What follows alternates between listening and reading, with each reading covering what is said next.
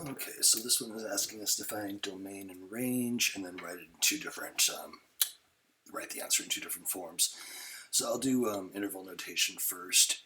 So the domain on that would be, that's our farthest point from the left to our farthest point to the right. So that is domain. So the domain on this goes from, and that's an open dot, so I would use a parenthesis there.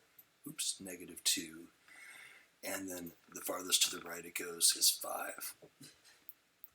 And when we have an open dot, again, that's going to be a parenthesis, closed dot means bracket. Range, let me do the same thing. So for range, that's our lowest point on the graph to our highest point on the graph. So the lowest this graph goes is 0, and that's a solid dot. It doesn't go below the x-axis. And then the highest this goes is 3. And again, that's an open dot, so it's going up to, but not including 3. So that's how you find the domain, and then in terms of the interval notation, that's it. So for this set builder, that's where we have to use the inequalities. So I'll use this right here to help me. So this is going to run from -2, and I don't want to include that endpoint because it's an open dot. And so remember, when you have an open dot, it's going to be a greater than or less than, and that's parentheses in the interval notation.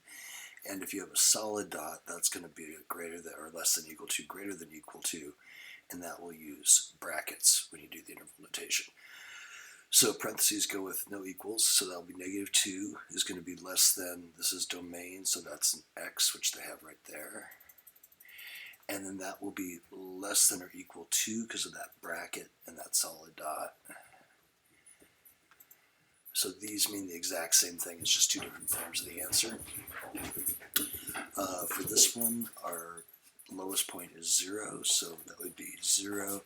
It's got the bracket, so it's going to be equal to, and then careful, this one's y because it's its range. And it's going to go up to and not include the 3. So that means, again, no equals, open dot, parenthesis. Those all go together. So that should be it.